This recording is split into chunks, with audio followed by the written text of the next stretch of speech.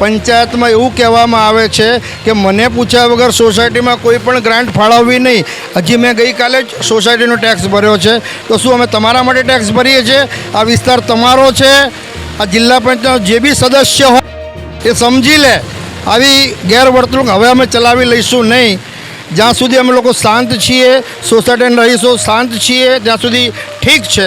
અને તંત્ર પણ જાગે તો ઠીક છે, નહીં તો નકારાત્મક પગલાં ભરવા પડશે. અમે ગાંધીજીમાં હવે નથી માનતા, અમે શહીદ ભગતસિંહના વિચારો ધરાવીએ છીએ. નમસ્કાર, ન્યૂઝ ફોર ઇન્ડિયામાં સ્વાગત છે આપનું. અમદાવાદના સેલા ગામની જો વાત કરીએ તો થોડાક જ વરસાદમાં તમે જોઈ શકો છો આ દ્રશ્ય. મારી પાછળ કઈ રીતના વરસાદના પાણી ભરાયેલા દ્રશ્ય સોસાયટી અને સેલા ગામમાં નજરે પડે છે. આ આખો વિસ્તાર જે છે જાણે બેટમાં ફેરવાઈ ગયું હોય તેવું જોવાઈ રહ્યું છે. અહીંયા પાણીના મોજા આવે છે. તમને લાગતું હશે કે ન્યૂઝ ફોર ઇન્ડિયાની ટીમ કાં તો દીવ અને દમણ ફરવા ગઈ છે, પરંતુ આ દીવ દમણના દ્રશ્ય નથી, સેલા ગામના દ્રશ્ય છે. અને અહીંયા જે છે તમે પૂનમ પ્રાઇડ જોઈ શકો છો. એક સોસાયટી છે, પોઝ વિસ્તાર છે.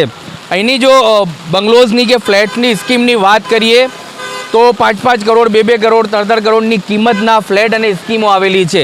ધનાઢ્યા કારો લઈને લોકો નીકળે છે, લક્ઝરીઝ કારો લઈને લોકો નીકળે છે. આવા પોઝ વિસ્તારની અંદર આવી રીતના સેલા ગામના દ્રશ્ય. હજુ તો અમુક અંશ જ વરસાદ નોંધાયો છે. અમદાવાદમાં જો વરસાદની વાત કરીએ તો આજે બીજો દિવસ છે વરસાદનો, જ્યારે વરસાદ ધમધોર પડ્યો હોય. તેની વચ્ચે સેલા ગામના રહીશો પીડાઈ રહ્યા છે આ પાણીની સમસ્યાને લઈને. આ માત્ર ને માત્ર ખાલી વરસાદી પાણી નથી, આની અંદર ડ્રેનેજનું પાણી પણ મિક્સ થાય છે અને કેટલીક ડ્રેનેજો પણ ઓવરફ્લો થાય છે. વરસાદના પાણીનું કોઈ નિકાલ નથી આવતું અને અહીંયાના લોકોની સમસ્યાઓનો અંત નથી આવતો. આ સમસ્યા માત્ર કોઈ 1-2 વર્ષની નથી, પરંતુ તમે જોઈ શકો છો કે આ લગભગ 2 થી 3 ઇંચ જે અહીંયા પાણી ભરાઈ ગયું છે. અહીંયા નાના ભૂલકાઓ, તમે અંદર સોસાયટીના હું કેમેરામેનને અનુરોધ કરીશ કે પૂનમ પ્રાઇડ સોસાયટી બતાવવામાં આવે, કઈ રીતના અહીંયા નાના ભૂલકાઓ બહાર નીકળે, સ્કૂલે જાય. અને જે મહિલાઓની અગર વાત કરીએ તો મહિલાઓ પોતાની જીવન જરૂરિયાતની ચીજ વસ્તુઓ કેવી રીતના આવા જે પાણીના દ્રશ્ય છે તેની વચ્ચે તે લોકો લેવા નીકળે.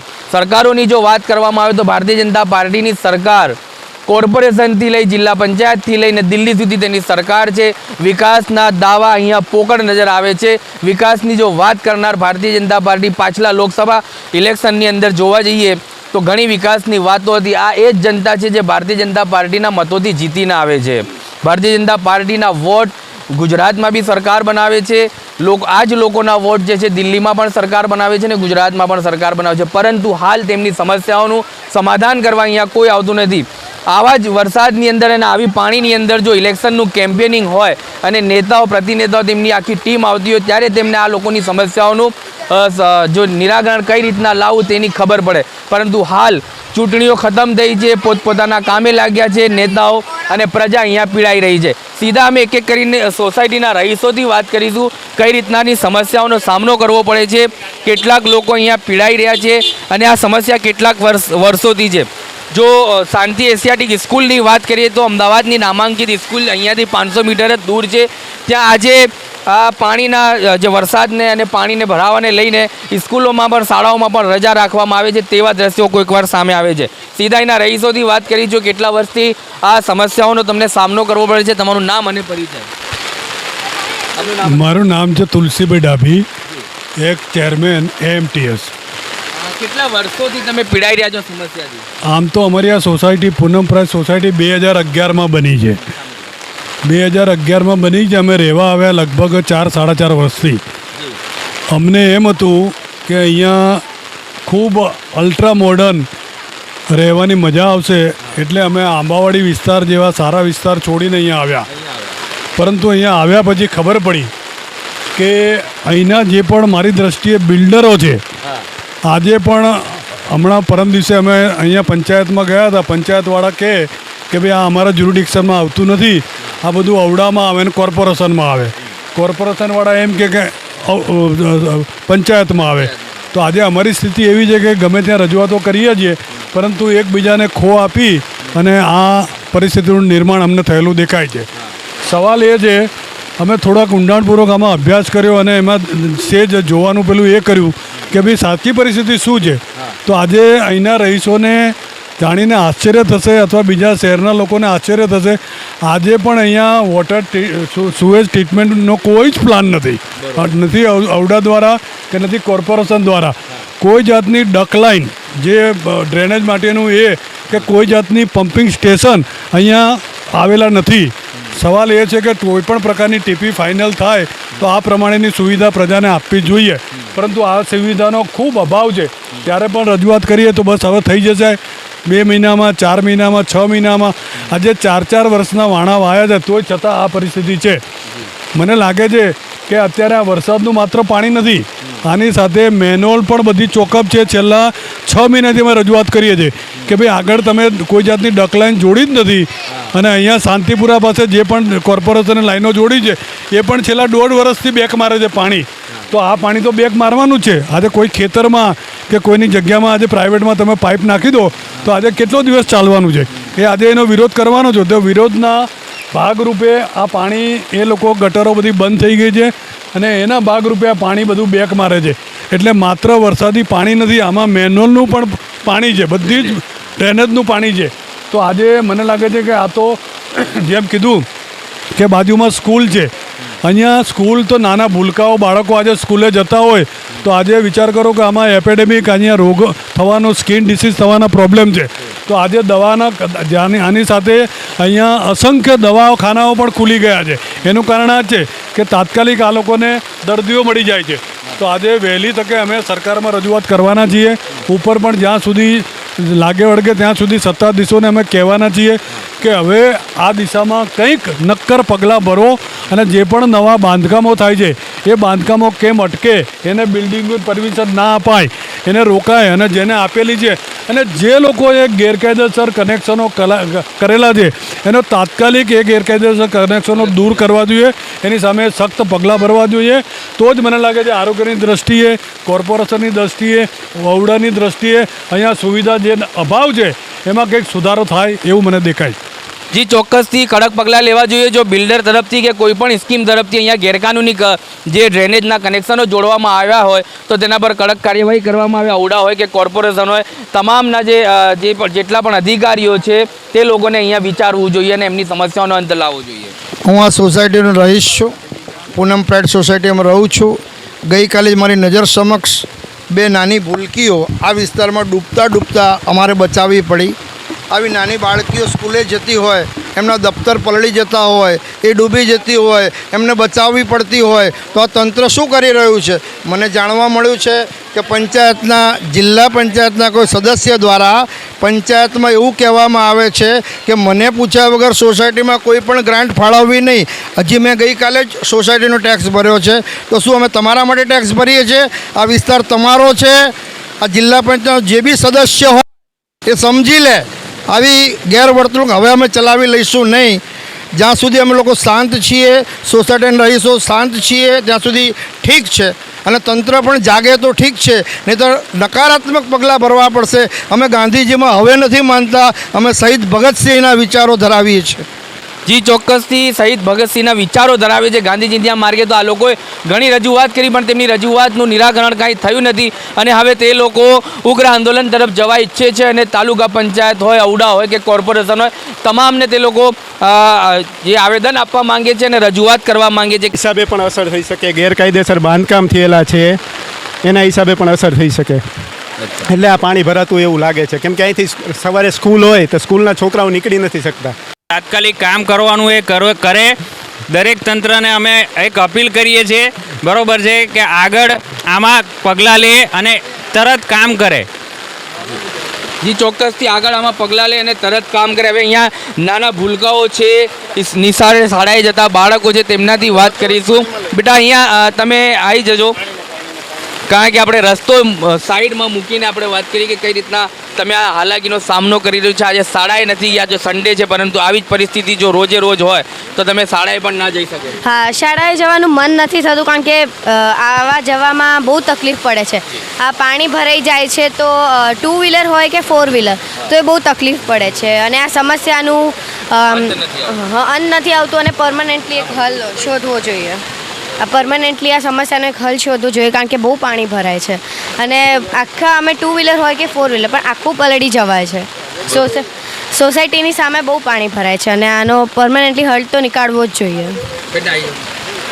તમે બી આવી જાઓ બેટા. આ જ્યાં બાળકો છો તે પોતાની વ્યથા બતાવશે, કારણ કે આજે સન્ડે છે, તમને તો રમવાની ઈચ્છા થતી હોય છે, પરંતુ તમારી સોસાયટી આજે પાણીની જે બોટમાં ફેરવાઈ ગયું છે ને તમને જે રમવાનો આજે સમય હતો સન્ડે તે પણ તમને ચૂકી ગયા છો. હા, અહીંયા બહુ પાણી ભરાય છે. પછી અમને સ્કૂલે જતા વખતે એવું થાય એમ રિસ્ક લાગે કે અહીંયાથી નીકળવું કે નહીં, કેમ કે પછી આપણું વ્હીકલ બંધ પડી જાય છે અને બહુ બધી આમ પ્રોબ્લેમ પડે છે આપણને જવામાં. તો મારું એવું કહેવું છે કે અહીંયા તમારે જલ્દીથી જલ્દ બધું ઠીક કરવું જોઈએ, કેમ કે પછી અહીંયાથી બધા વાહનોને આવ જવામાં બહુ વાંધો પડે છે. જી, તો બેટા હવે તમારા પરિવારના લોકો, તમારા પેરેન્ટ્સ જે સરકારને વોટ આપે છે તે લોકોને અને અધિકારીઓને તમે શું અપીલ કરશો? તો પ્લીઝ અમારી વાત સાંભળો. અમારે પછી પ્રોબ્લેમ પડે છે, અમારી સ્કૂલોમાં રજા પડે છે, અમારું ભણવાનું પડે, કારણ કે આ પાણી ભરાઈ જાય છે. તો પ્લીઝ અમારી સામે કંઈક આ એક્શન લો અને આ પાણીનું કંઈક ઉકેલ કરો.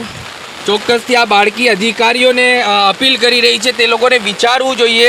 જેટલા પણ અધિકારીઓ અમારી ચેનલના માધ્યમથી અને જેટલા પણ નેતા પ્રતિગણ માધ્યમથી આ બાળકીની અપીલ સાંભળે અને તેમની રજૂઆતને સાંભળે તો આ સમસ્યાઓનો હલ જલ્દીથી જલ્દી થઈ શકે છે. અને તમે જોઈ શકો છો આ દ્રશ્ય કઈ રીતના નિર્માણ થઈ રહ્યા છે, લોકો કેવી રીતના અહીંયા મહિલાઓથી અમે કેટલીક મહિલાઓથી વાત કરીશું કે તે લોકો પણ કઈ રીતના બહાર આવ્યા છે. અને અહીંયા જોઈ શકો છો તમે, અમે ચાલીને રોડ રસ્તાઓ પણ ખરાબ થઈ ચૂક્યા છે, પાણીની સાથે સાથે રસ્તાઓ પણ તૂટી ગયા છે. અને હું કેમેરામેનને કહીશ આ ગાડી બતાવવામાં આવે એવી તો કેટલીક ગાડીઓ પાણીમાં ફસાતી હોય છે અને આ લોકોની તો ગાડીઓ પણ 2-2 વર્ષે બગડી જતી હોય છે, તેવું પરિસ્થિતિનું નિર્માણ અહીંયા થઈ ચૂક્યું છે. બેન, શું કહેશો? કેટલા સમયથી પીડાઈ રહ્યા છો અને આ સમસ્યાનો અંત ક્યારે આવશે? છેલ્લા 2 વર્ષથી અમે અહીંયા રહેવા આવ્યા છે ત્યારની આવી જ સ્થિતિ છે. આ તો ઠીક, આજે સન્ડે છે, બાકી સ્કૂલ ચાલુ હોય તો શું કરવાનું? છોકરાઓને કેવી રીતે ઘરે લઈ જવાના? છેલ્લામાં જ રહીએ છીએ, પણ પહેલાં આટલું બધું નહોતું, હમણાં વધી ગયું છે. જીવન જરૂરિયાતની કંઈ વસ્તુઓ લેવા જવું હોય તો તકલીફ પડે છે. 2 વર્ષથી આ પરિસ્થિતિ છે અહીંયા. જીવન જરૂરિયાતની વસ્તુઓમાં હા, શાકભાજી ને એવું લેવા જવું હોય તો તકલીફ પડે છે. તમારા લોકોની સરકારથી કોઈ માંગ છે કે તમને લોકોને એ લોકો બોટ આપે? બોટ જે તમને બેન, તમે લોકો નહીં બોલો તો કોણ બોલશે? તમારી મહિલાઓની સમસ્યાઓ મહિલા જ બતાવી શકશે. જીવન જરૂરિયાતની વસ્તુ તમે લોકો લાવો છો. હા, સાચી વાત. સ્થિતિનું નિરાકરણ ના થાય ત્યાં સુધી સરકાર અમને વોટ આપે, નહીં તો અમે વોટ નહીં આપીએ. પહેલાં અમને વોટ આપો, પછી અમારા વોટ લો. હા, સીધી વાત છે. ચલો, અહીંયા લોકો કેટલાક શરમાઈ રહ્યા છે, પરંતુ આ જે પરિસ્થિતિ તમે જોઈ રહ્યા છો ને, આ પરિસ્થિતિમાં જો તમે ચૂપ રહેશો ને તો તમારી આવનાર પેઢી પણ જાગૃત નહીં થાય અને તમારી આવનાર પેઢીને પણ આ જ દ્રશ્યનો સામનો કરવો પડશે. આજે તમે નહીં બોલો ને તો કાલે તમારા બાળકોને પણ આ જ પરિસ્થિતિનો સામનો કરવો પડશે. એટલે કાંઈ નહીં, બોલતા નથી તો વાંધો નહીં, કોઈ સરકાર તમારી સામે એક્શન નહીં લે, કોઈ અધિકારી નહીં લે, પણ તમારી સમસ્યાની સામે તમારે જ બોલવું પડશે. ન્યૂઝ ફોર ઇન્ડિયા હર હંમેશ લોકોની સમસ્યા વચ્ચે ઊભી હોય છે, પરંતુ જનતા બોલવા ક્યાંક તૈયાર નથી હોત ને તો અમે અમારા ચેનલના માધ્યમથી અધિકારીઓના કાન ખોલવા માંગીએ છીએ કે આ પરિસ્થિતિ આખા કેમેરાના દ્રશ્ય અમે લગભગ 1 કિલોમીટરથી ચાલીને આવ્યા છે અને અમારી ગાડી પાણીમાં ફસાઈ છે, આ એક્ટિવા ચાલક ફસાયો છે. એવા તો કેટલાક દ્રશ્યો સામે આવ્યા છે. જનતા ભલે ના બોલતી હોય, પરંતુ ન્યૂઝ ફોર ઇન્ડિયાના કેમેરામાં બધું કેદ થાય છે. ન્યૂઝ ફોર ઇન્ડિયાના જેટલા પણ કેમેરા છે, વિઝ્યુઅલ છે, અમારા 2 કેમેરામેનની ટીમ લાગેલી છે અને અહીંયા અમે સતત કવરેજ કરી રહ્યા છીએ સેલા ગામથી કે આખો પરિસ્થિતિનું નિર્માણ તમે જોઈ શકો છો. એક ગાડી તમે જુઓ તો હું કેમેરામેનને કહીશ કે પેલી ગાડી ખાડામાં પડી ગઈ છે, 4 વ્હીલ છે જે ખાડામાં પડી ગઈ છે. હવે આ લોકોની કારોની જો કિંમતની વાત કરીએ, 15 લાખ, 12 લાખ, 13 લાખની કિંમતની ગાડીઓ પણ જે છે ખાડામાં પડી ગઈ છે. અને બીજી ગાડીઓની જો વાત કરીએ તો 2-2 વર્ષમાં તેમને ગાડીઓ બદલવી પડી છે, તેટલું પરિસ્થિતિનું નિર્માણ ખરાબ થયું છે. હાલ શકો છો આ દ્રશ્ય તમને બતાવવા માંગીશ. ચાલીને જો અમે જતા હોઈએ, આ જે સ્કીમનું જે અમે અહીંયા વાત કરી તે સેલા 1 છે, સનસેલા 1, તેની જ સામે આવ્યું છે પૂનમ પ્રાઇડ અને પરિસ્થિતિ હાલ બિલકુલ નાજુક છે. તો હવે આવનાર દિવસોમાં જે નક્કી થશે કે ક્યાં સુધી સરકાર તેમની સમસ્યાઓને સાંભળશે અને તેમની સમસ્યાઓનું નિરાકરણ કરશે. જો આવી જ પરિસ્થિતિ રહી તો આ લોકોની જીવન જરૂરિયાતની ચીજ વસ્તુઓ લાવવાની પણ તકલીફ અને મુશ્કેલીઓ સામે આવશે. અને હજુ તો કે અમુક અંશ જ વરસાદ નોંધાયો છે ત્યારે આવી પરિસ્થિતિનો સામનો કરવો પડે છે. જો કદાચ કુદરતની તરફથી કોઈ આફત આવે વરસાદી અને અહીંયા જો 15 થી 10-15 ઇંચ વરસાદ નોંધાવી જાય અમદાવાદમાં તો આ લોકોના તો ઘરોમાં પાણી ઘૂસી જાય, તેમના ફર્નિચરોનું નુકસાન થાય, મકાનોનું નુકસાન થાય અને પરિસ્થિતિ આનાથી પણ વધારે ગંભીર થઈ શકે છે તેમ છે. તો હવે આવનાર દિવસોમાં જે જોવાનું રહ્યું કે સેલા ગામના લોકોને ક્યારે ઇન્સાફ મળશે, તેમની સમસ્યાઓને ક્યારે સાંભળવામાં આવશે. આ તમામ જનતા જે અહીંયા રહે છે તે તમામે તમામ ટેક્સ પેયર છે. આ લોકો ટેક્સ ભરે છે, સરકારને પૈસા આપે છે ટેક્સના નામે, પરંતુ સુવિધાને નામે અહીંયા મીંડું છે. તો ન્યૂઝ ફોર ઇન્ડિયાની ટીમ ગ્રાઉન્ડ ઝીરોએ ઉતરી છે અને તમામ દ્રશ્ય તમારી સમક્ષ મૂક્યા છે. સરકાર અને અધિકારીઓ આ દ્રશ્યને જુએ અને આમની પરિસ્થિતિનું નિરાકરણ એવી ન્યૂઝ ફોર ઇન્ડિયાની ચેનલના માધ્યમથી પણ અમે અપીલ કરી રહ્યા છે.